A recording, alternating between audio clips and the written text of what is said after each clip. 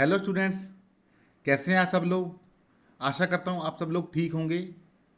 तो पिछले लेक्चर के अंदर हमने क्वाड्रेटिक इक्वेशंस को कंप्लीट किया था। इस लेक्चर के अंदर हम ट्रिग्नोमेट्री को स्टार्ट करेंगे।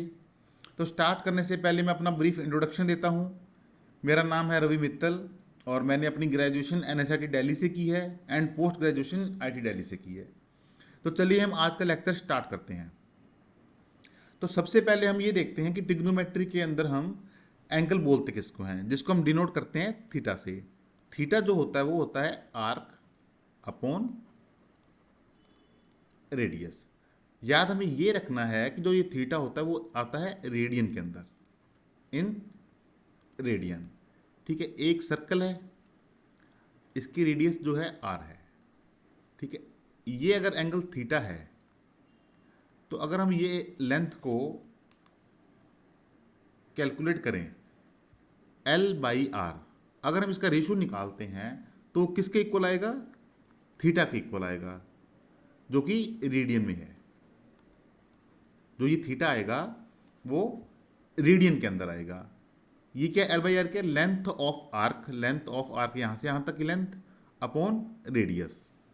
ठीक है, अब देखो बच्चों, ये लेंथ है, इसकी डायमेंशन क्या होती है, मीटर, और रेडियस है, इसकी डायमेंशन क्या होती है, मीटर। तो मीटर से मीटर कैंसिल, तो यहां से पता लगा कि जो थीटा होता है वो एक डायमेंशनलेस क्वांटिटी है। ठीक है, और थीटा की एसआई यूनिट क्या होती है, थीटा की एसआई यूनिट होती है रेडियन। ठीक है बच्चों, अब ये दो लाइंस हैं, ये दो लाइंस हैं, इनके बीच में एंगल अगर ये थीटा है तो आप यहाँ कहोगे सर यहाँ पे ना ही तो कोई रेडियस दिख रही है हमें और ना ही कोई आर्क दिख रहा है, तो हमने ये थीटा एंगल कैलकुलेट कैसे किया। तो आप इसको सेंटर मान के किसी भी रेडियस का आप अगर सर्कल ड्रॉ करते हैं, और इस लेंथ को कैलकुलेट करते हैं, वो है एल। तो अगर आप एल बाई आर को कैलकुलेट करोगे तो किसके इक्वल आएगा, थीटा के इक्वल आएगा। अगर आप रेडियस को छोटा करोगे तो ये आर्क लेंथ भी छोटी हो जाएगी, और अगर आप रेडियस को बड़ा कर दोगे तो ये आर्क लेंथ भी बड़ी हो जाएगी। लेकिन रेशियो जो है हमेशा ही एल बाई आर का रेशियो जो है वो थीटा के इक्वल आएगा। ठीक है बच्चों, तो ऐसे ही एक मैथमेटिशियन थे, उन्होंने क्या किया कि एक कील ली और उस पर रस्सी बांध दी और कील को फिक्स कर दिया, जैसे यहां फिक्स कर दिया, कील को फिक्स कर दिया, ये आर लेंथ की उन्होंने रस्सी ले ली। ठीक है, और इस रस्सी का एक कोना पकड़ के उन्होंने इसको ऐसे रोटेट कर दिया। ठीक है बच्चों, फिर उन्होंने क्या किया कि इस ये लेंथ जो है सर्कल की लेंथ को, ये सर्कल की लेंथ जो है इसको मेजर किया। मान लो ये लेंथ एल है, जब उन्होंने एल बाई आर का रेशियो निकाला वो आया 6.28। फिर उन्होंने क्या किया, इस रस्सी की लेंथ को बढ़ाया, फिर ऐसे ही घुमाया, फिर लेंथ निकाली, फिर उसको रेशियो लिया तो फिर भी 6.28 आया। उन्होंने नंबर ऑफ अटेम्प्ट्स ट्राई किए, तो हर बार जो आया आंसर वो आया 6.28। तो उनको पता लगा कि किसी भी जो लेंथ है, लेंथ बाई रेडियस का जो रेशियो है वो 6.28 ही आता है हमेशा। तो इसी को ही उन्होंने क्या बोल दिया, 2 पाई। ठीक है बच्चों, अब हमें इससे पता लग गया कि जो ये एंगल है, ये जो एंगल है सर्कल बना रहा है वो किसके इक्वल है, 2 पाई रेडियन के इक्वल है। ठीक है, और हमें ये भी पता है कि एक सर्कल का कंप्लीट एंगल कितना होता है, 360 डिग्री होता है। तो यहां से हमें पता लगा 2 पाई रेडियन जो है वो किसके इक्वल है, 360 डिग्री के। ठीक है, very very important, this relation is very very important.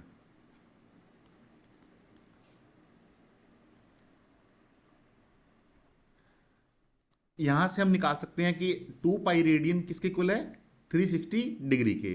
तो पाई रेडियन किसके इक्वल आ गया, पाई रेडियन किसके इक्वल आ गया, 180 डिग्री के।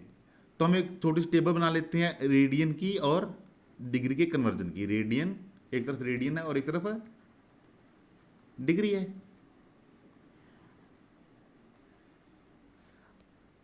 टू पाई रेडियन किसके इक्वल होगा, 360 डिग्री के।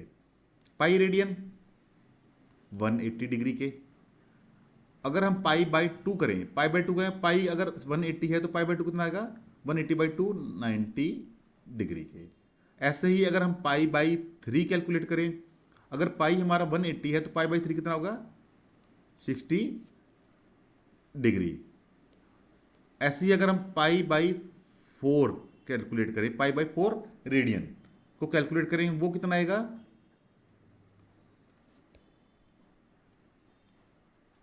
पाई बाई 4 को कैलकुलेट कितना आएगा वो, अगर पाई 180 है तो पाई बाई 4 का 180 बाई 4, तो 180 बाई 4 कितना होता है, 45 डिग्री।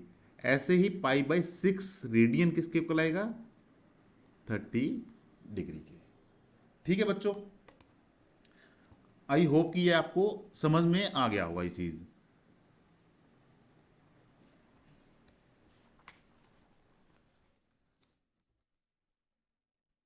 तो अब हम कुछ बात कर लेते हैं राइट एंगल ट्राइंगल की, जो बहुत फ्रिक्वेंटली हम यूज करते हैं। तो ये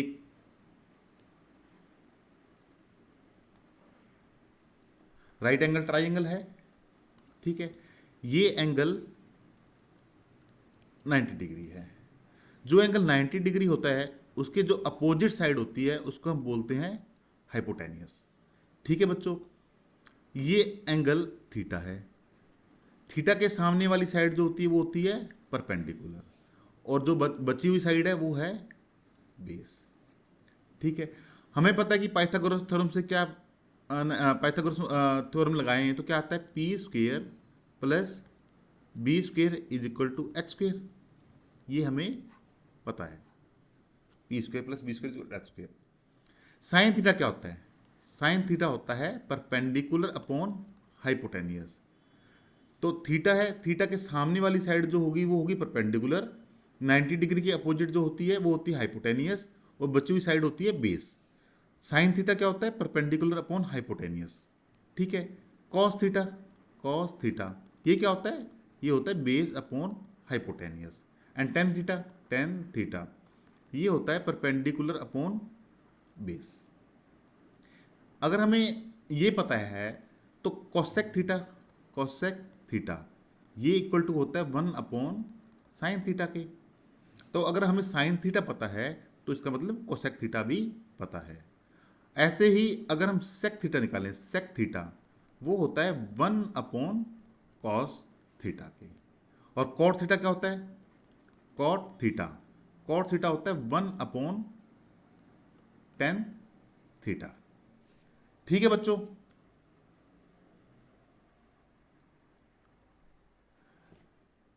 और टेन थीटा क्या होता है, टेन थीटा होता है sine theta upon cos theta. तो अगर हमें साइन थीटा और कॉस थीटा, अगर हमें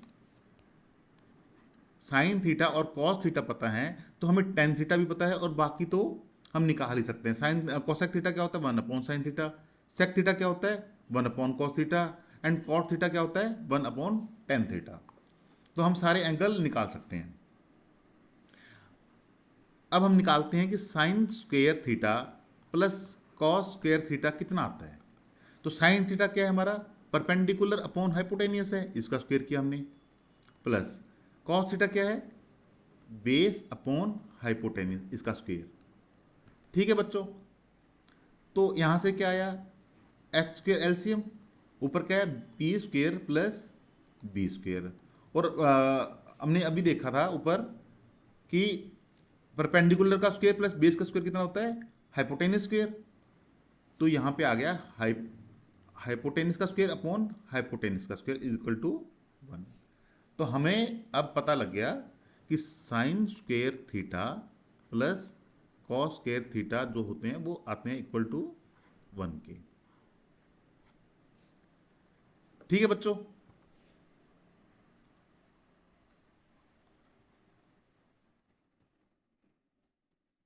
इस इक्वेशन को अगर हम डिवाइड कर दें, divide by sine square theta के, तो क्या आता है? Sine square theta upon sine square theta plus cos square theta upon sine square theta is equal to 1 upon sine square theta. तो sine square theta upon sine square theta कितना आ गया यहां से? 1 plus cos square theta upon sine square theta क्या आएगा? Cos upon sine क्या होता है? साइन अपॉन कॉस टेन होता है, और कॉस अपॉन साइन कॉट होता है। Cot square theta is equal to 1 upon sine theta क्या होता है? Cosec square theta. एक आइडेंटिटी हमने ये निकाल ली, ठीक है। इसी इक्वेशन को अगर हम डिवाइड कर दें, divide by cos square theta, तो क्या आता है? तो sine square theta upon cos square theta plus cos square theta upon cos square theta is equal to 1 upon cos square theta. ठीक है बच्चों, sine square theta upon cos square theta का आता है tan square theta plus cos square theta upon cos square theta 1 आ गया, is equal to 1 upon cos theta क्या आता है? Sec theta. तो ये आ गया सेक स्क्वेयर थीटा। एक ये आइडेंटिटी हमने प्रूव कर ली। ठीक है बच्चों, तो अब हमें कुछ ना एंगल्स की वैल्यू जो है वो हमें याद रखनी होती है, जो कि बहुत फ्रिक्वेंटली यूज होती है, जैसे कि sine 30 degree, sine 60 degree, sine 45 degree. तो मैं एक छोटी सी एक टेबल बना रहा हूं यहां पे, जिसको आपको रिमेंबर करना है। ठीक है बच्चों, साइन थीटा, साइन, इसको मैं इरेज कर देता हूं, ये 0 degree, 30 degree, 45 degree, 60 degree, 90 degree and 180 degree. Sine theta, cos theta and tan theta.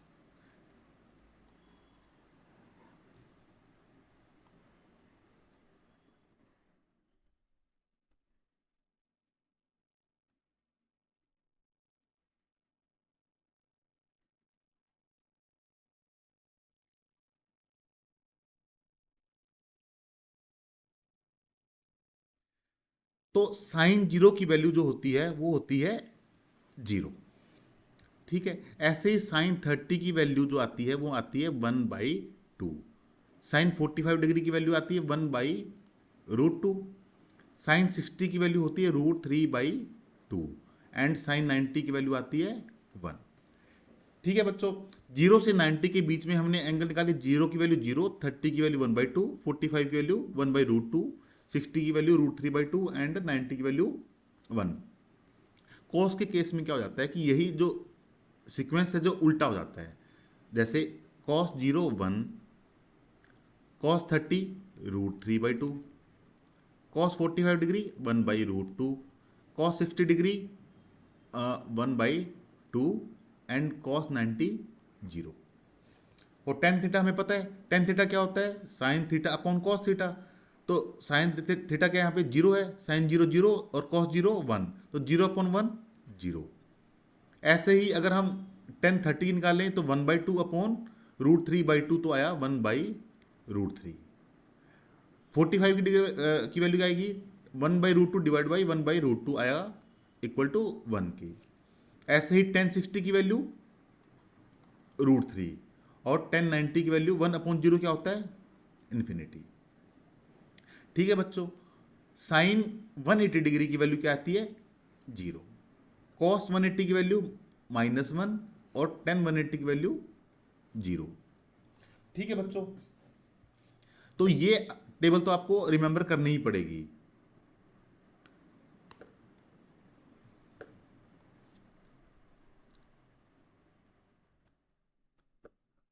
अब ना कई बार क्या होता है, कंफ्यूजन हो जाता है कि साइन 30 की वैल्यू 1/2 होती है या साइन 60 की वैल्यू 1/2 होती है?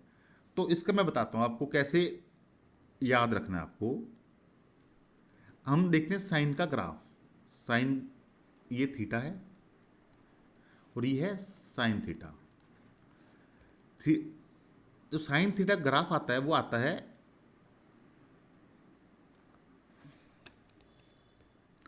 साइन थीटा ग्राफ कुछ ऐसा आता है।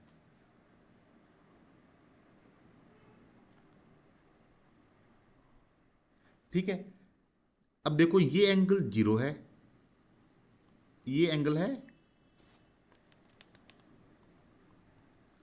π/2।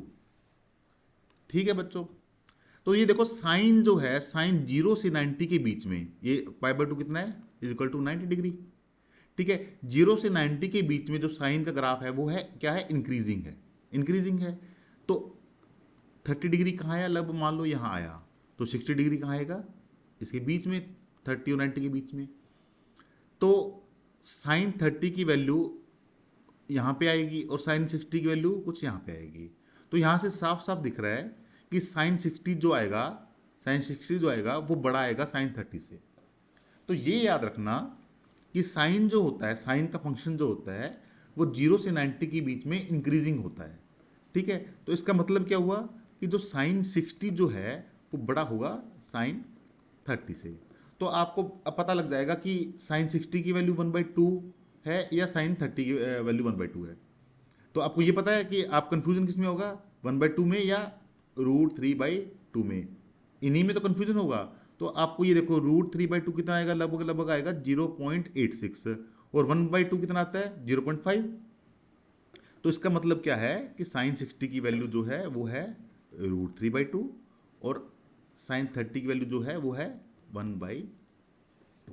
ठीक है, ऐसे ही कॉस के अंदर उल्टा हो जाएगा। आप अगर साइन की आपको सीक्वेंस याद है तो कॉस का तो आप याद कर ही सकते हो, उल्टा हो जाता है। और tan क्या है, साइन अपॉन कॉस। बाकी कोसेक थीटा, सेक थीटा और कॉट थीटा क्या होते हैं वो हमने पहले डिस्कस किया है कि कोसेक थीटा होता है 1/sin थीटा और सेक थीटा होता है 1/cos थीटा। ऐसे ही कॉट थीटा होता है 1/tan थीटा। ठीक है बच्चों, ये हमने कुछ वैल्यूज जो है याद कर लिए हैं। ठीक है, अब फिजिक्स के अंदर ना एक दो एंगल हैं जो बहुत फ्रिक्वेंटली आप देखोगे यूज हो रहे हैं। एक होता है 37 डिग्री, एक होता है 53 डिग्री। ठीक है, अब ये एक राइट एंगल ट्रायंगल हम ले लेते हैं।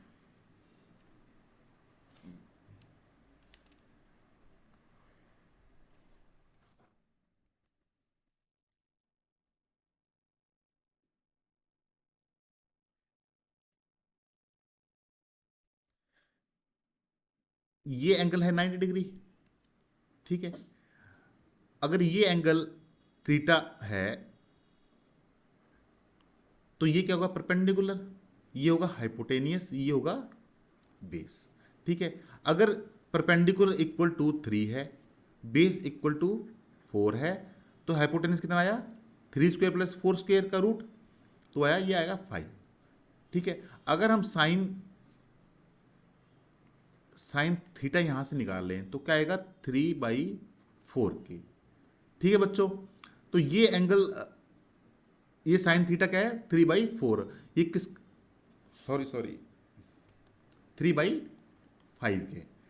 ठीक है, तो ये थीटा जो होता है ना यहाँ पे वो होता है 37 डिग्री।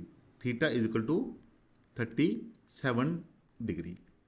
ठीक है, साइन, इसको हम दूसरे तरीके से लिखते हैं कि जो साइन 37 डिग्री है वो क्या आएगा, 3/5 के।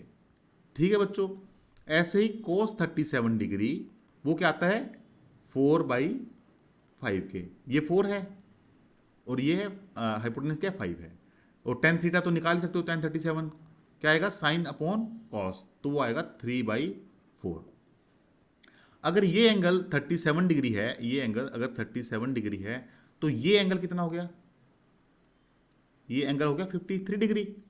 तो चलो हम फ्रेश ट्रायंगल ड्रॉ कर लेते हैं।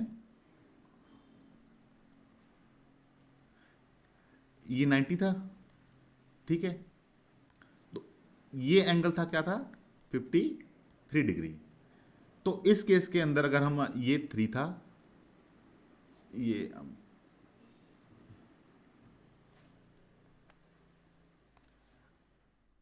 ये 3 था, ये 4 था और ये था 5।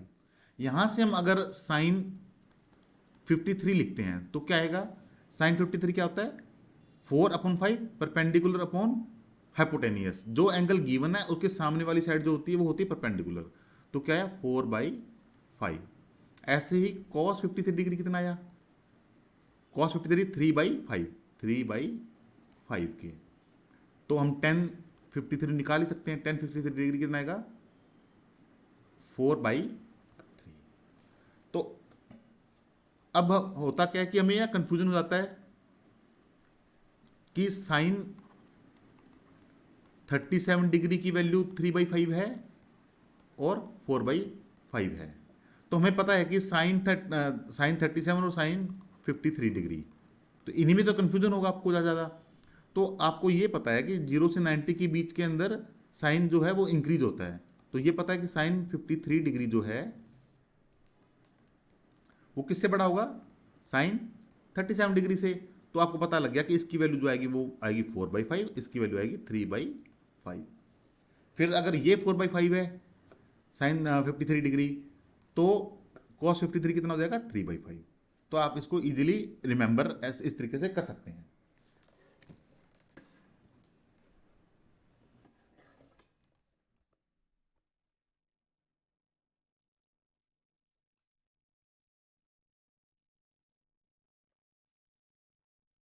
थोड़ा सेटअप मिल गया, अच्छा ठीक है।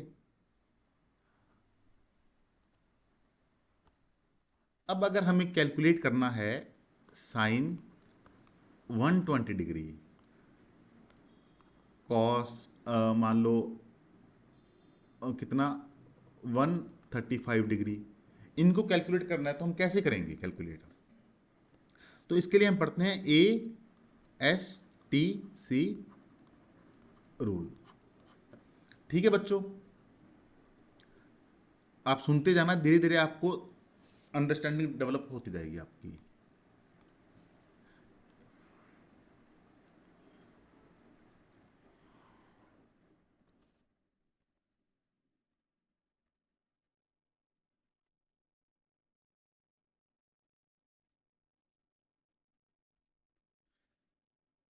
ये एक्सिस जो है वो है 0 डिग्री की एक्सिस, ये जो एक्सिस है वो किसकी है 90 डिग्री की, ये जो एक्सिस है वो है 180 डिग्री की, और ऐसे ही ये जो एक्सिस होगी वो किसकी होगी 270 डिग्री की।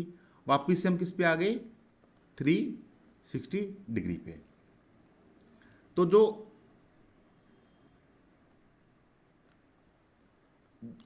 0 डिग्री की एक्सिस है वही डिग्री है, वो किसी एक्सिस है, वो ही एक्सिस 360 डिग्री की भी है। ये हमें ध्यान रखना है।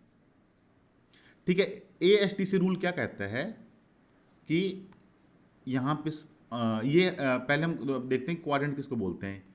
ये है फर्स्ट क्वाड्रेंट,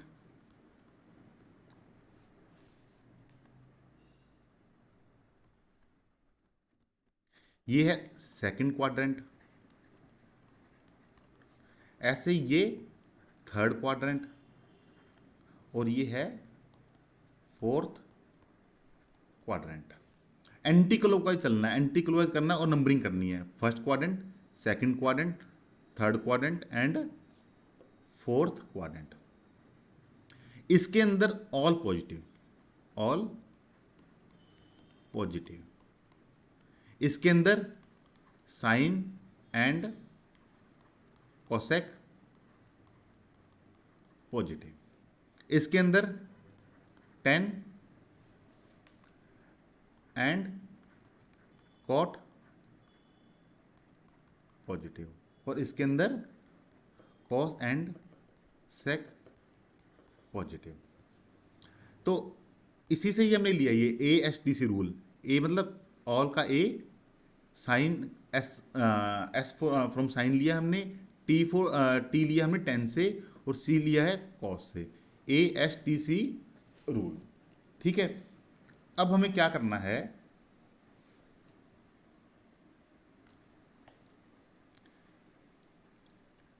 रूल 1 क्या कहता है,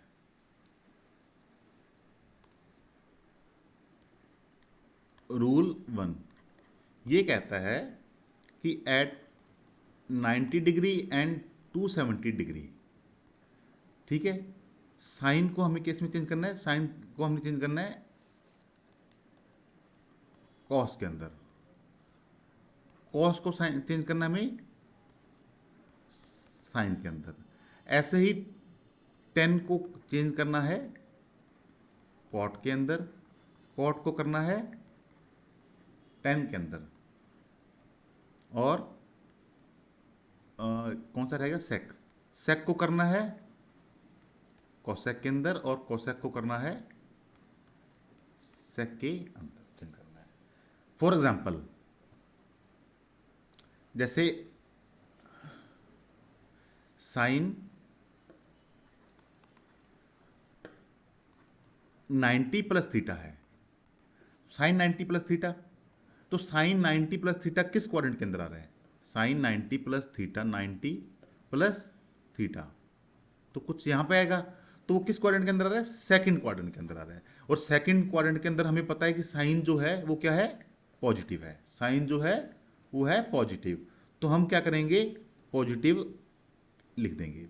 अब हमने देखा कि 90 डिग्री पे, 90 डिग्री पे क्या होता है, साइन जो होता है वो कॉस के अंदर चेंज हो जाता है, तो कॉस थीटा, ठीक है बच्चों, साइन का कॉस में चेंज हो गया किस पे, क्योंकि यहां पे ये 90 डिग्री की एक्सिस है, ठीक है, और पॉजिटिव क्यों आया, क्योंकि ये जो एंगल आ रहा है वो किस में आ रहा है, सेकंड क्वाड्रेंट के अंदर, और सेकंड क्वाड्रेंट के अंदर साइन जो होता है वो होता है पॉजिटिव।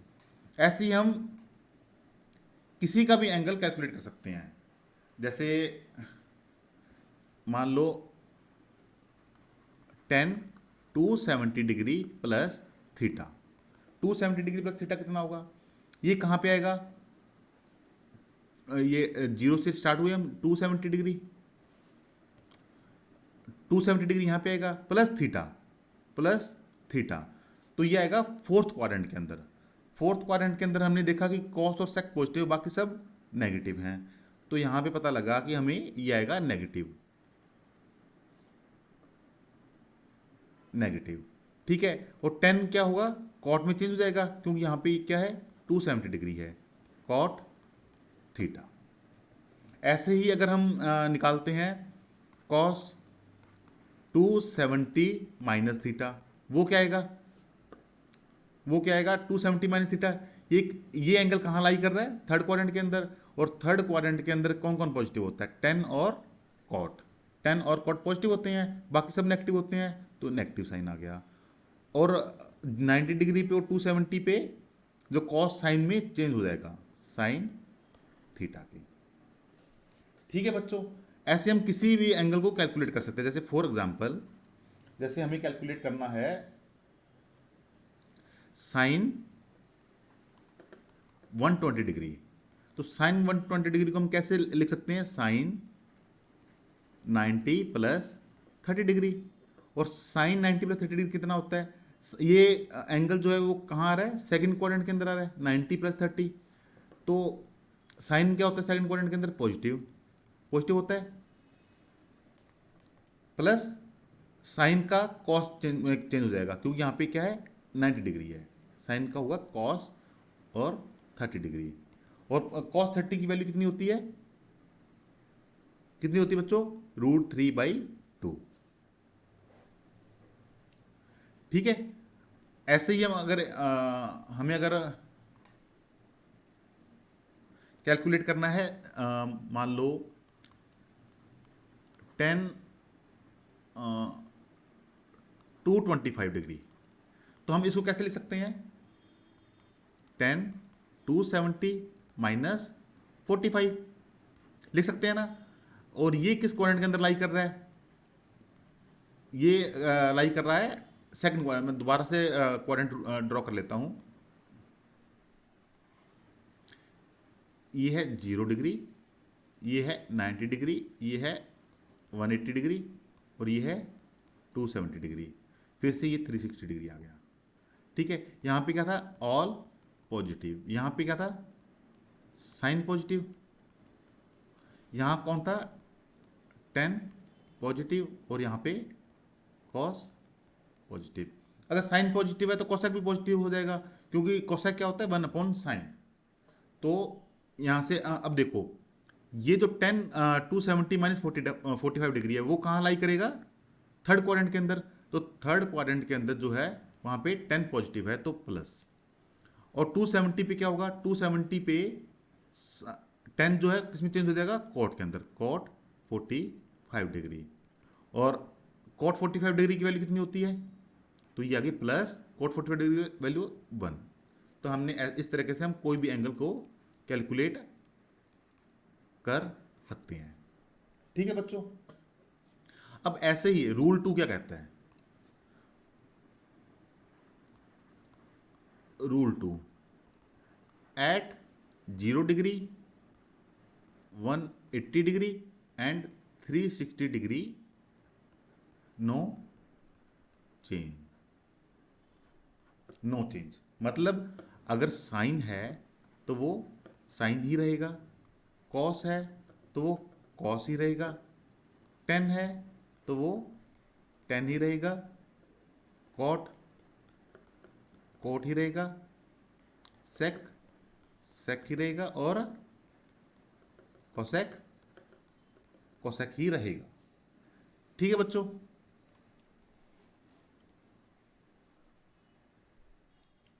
जैसे अगर मान लो कि साइन हम लेते हैं, साइन 180 डिग्री प्लस थीटा, तो साइन 180 डिग्री प्लस थीटा किस क्वाड्रेंट के अंदर लाई कर रहा है,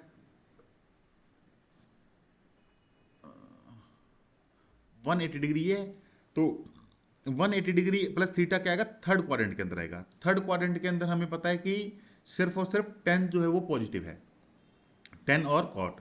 ठीक है, तो साइन जो है वो पहली बात है साइन में ही रहेगा, और थर्ड क्वाड्रेंट के अंदर साइन जो है वो है negative, negative minus sine theta. अगर हमें मान लो कि कैलकुलेट करनी है वैल्यू साइन 210 डिग्री की वैल्यू कैलकुलेट करनी है, तो हम क्या लिख सकते हैं इसको, साइन 180 डिग्री प्लस 30 डिग्री। और साइन 180 डिग्री प्लस 30 किस क्वाड्रेंट के अंदर लाई कर रहा है, थर्ड क्वाड्रेंट के अंदर। थर्ड क्वाड्रेंट के अंदर साइन नेगेटिव तो नेगेटिव, और साइन का साइन ही रहेगा, क्योंकि यहाँ पे क्या है 180 डिग्री है, तो साइन 30 डिग्री। ये किसके कुल आया, -1/2 के। ठीक है बच्चों, कुछ और एग्जांपल हम ट्राई करते हैं। जैसे मान लो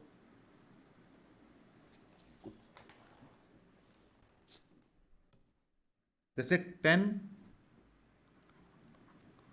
315 डिग्री है, इसको हम क्या लिख सकते हैं, 10 ये तो हाँ 10 360 माइनस 45 डिग्री, ये लिख सकते हैं ना। तो हमने देखा कि 10 360 पे जो है 360 और 0 डिग्री इक्विवेलेंट हैं, वही सेम एक्सिस हैं। तो 10 जो है वो ये कहाँ लाई कर रहा है, ये 360 डिग्री है, 0 डिग्री भी यही है। ठीक है, ये 90 है, ये है 180 डिग्री, और ये है 270 डिग्री। 360 माइनस 45 मतलब फोर्थ क्वाड्रेंट के अंदर। फोर्थ क्वाड्रेंट के अंदर जो 10 होता है वो क्या होता है, नेगेटिव होता है, तो माइनस, और 10 का 10 ही रहेगा, क्योंकि 0 डिग्री 180 डिग्री और 360 डिग्री पे नो चेंज, तो 10 का 10 ही रहा और आ गया 45 डिग्री। तो -10 45 डिग्री क्या आएगी वैल्यू, -1। अगर हम इसको लिखते 10 270 डिग्री प्लस 45 डिग्री, हम ऐसे भी तो लिख सकते हैं, तो क्या आता उसे देखते हैं हम। तो 270 डिग्री पे पहली बात है ये 10 270 डिग्री प्लस 40 डिग्री कहाँ आएगा, ये आएगा फोर्थ क्वाड्रेंट के अंदर। 270 डिग्री यहाँ पे है कहीं, और प्लस 40 डिग्री फोर्थ क्वाड्रेंट के अंदर। तो फोर्थ क्वाड्रेंट के अंदर 10 जो है वो है नेगेटिव, हमें पता है जो 10 है वो नेगेटिव है, तो नेगेटिव ऑफ 10 का कोट के अंदर चेंज हो जाएगा, 10 जो है वो कोट में चेंज हो जाएगा, कोट 45 5 डिग्री, और माइनस कॉट 45 डिग्री कितना होता है? -1। देखो सेम वैल्यू आ रही है। हम किसी भी तरीके से करें, वैल्यू हमारी सेम ही आनी चाहिए। ठीक है, तो हम ऐसे किसी भी एंगल की वैल्यू को कैलकुलेट कर सकते हैं जिनकी हमें डायरेक्टली वैल्यू पता नहीं है। ठीक है बच्चों, ऐसे ही अगर हम कहें कि साइन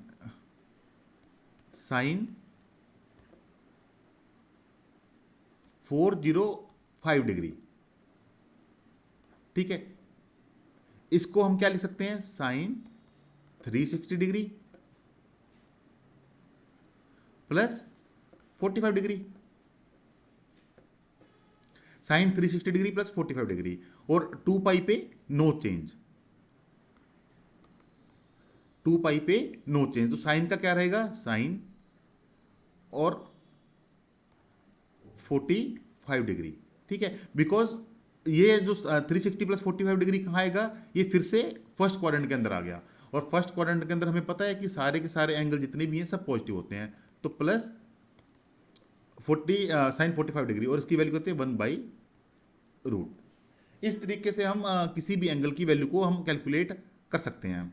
एक छोटी सी ट्रिक है इसको रिमेंबर करने की, जैसे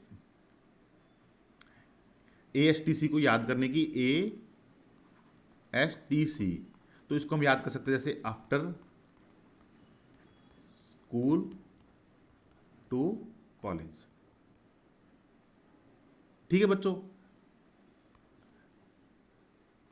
आफ्टर से A लिया, स्कूल से S, T से 10, ये T थर्ड क्वाड्रेंट के अंदर 10 और कॉट पॉजिटिव होते हैं, और फोर्थ क्वाड्रेंट के अंदर कॉस और सेक जो है वो पॉजिटिव होते हैं।